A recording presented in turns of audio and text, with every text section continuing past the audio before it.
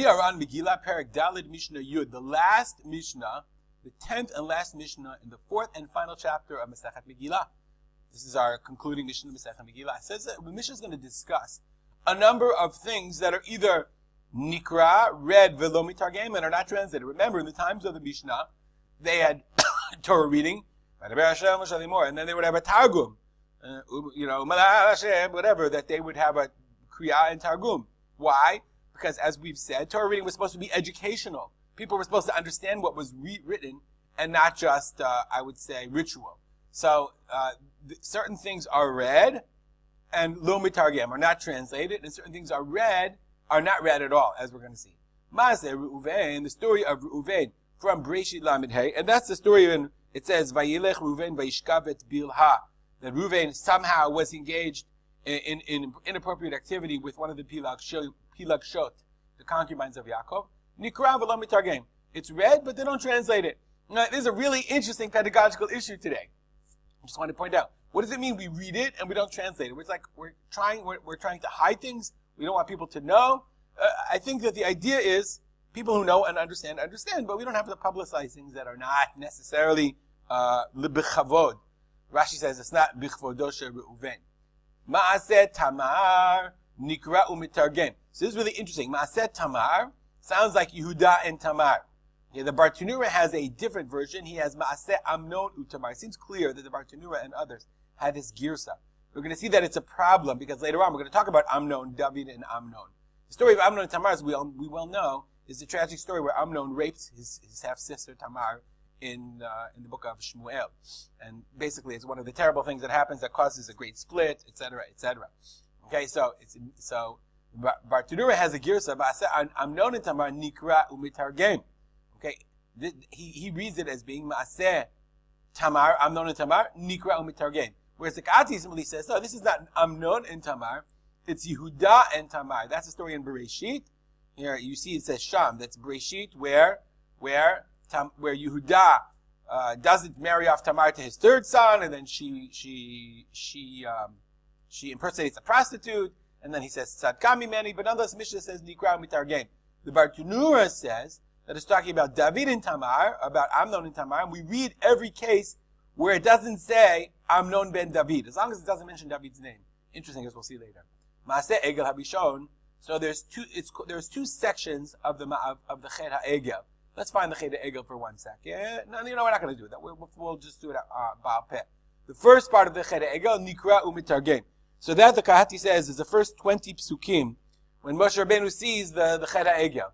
Okay, but the Sheni, the second part of the Chet HaEgel, okay, from the second part is from pasukim Chaf Aleph to Lamed Hey. I guess we will look at it to make sense. We're in Shemot Perek Lamed Bet, the Maaseh Egel. So Vayar Am Ki Boshesh Moshe. That's the part until pasuk Chaf. That's the first part of Maaseh. Read that the first part of the Egel. Vayikach the Egel Vayisrof Be'esh. So we read this and we translate it. But the second part starts on pasuk Chaf. Starts with Vayomer Moshe Aaron. Ma Asalecha. Why did you do it? And Aaron says, Al Yichar Af Adoni. Don't be mad. Ata Yadata Et Ha'am Ki Berahu. You know these people. What can you do? It's really terrible. What am I supposed to do? So the Mishnah says, Hasheni nikra v'lo mitargem. Why is it lo mitargem?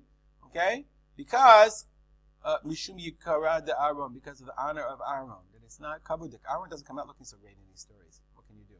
Birkat kohanim, Maaseh David ve'Amnon. See here we see Maaseh David Amnon. So birkat kohanim, we know that Yivrech Hashem. Lo nikru'im v'lo mitargemin. This is really a problematic girsa. Why in the world wouldn't you read Birkat Kohanim? Birkat Kohanim is beautiful. Now the reason you wouldn't translate it, let's see for 1 second. The Bartanura says Birkat Kohanim nikra'im. He has the girsa, or he just reads it into it. He says, of course you read Birkat Kohanim.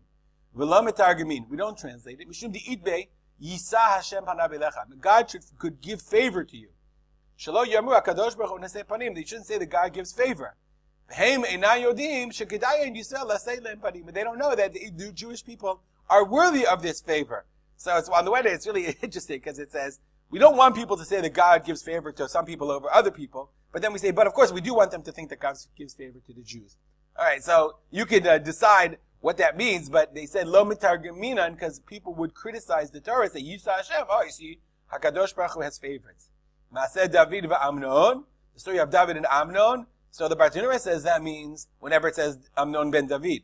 Everybody else says it means the whole story because it's a really tragic story. Lo niku'im v'lo mitargemin. So that's easy. You can say you don't have to read it. You don't have Haftarah. Don't read this story as Haftarah. We don't read every story. That's fine. Whereas Birchat Kohanim, why shouldn't you read it? Now the Kahati quotes you. He says Yerushalmi is insistent that we don't read the Birchat Kohanim. We just skip it. Why? He says it's a bracha. It's not meant to be. It's not a parsha you read in the Torah. Right? Something to be considered. And Mishnah continues. Ein maftirin b'merkava.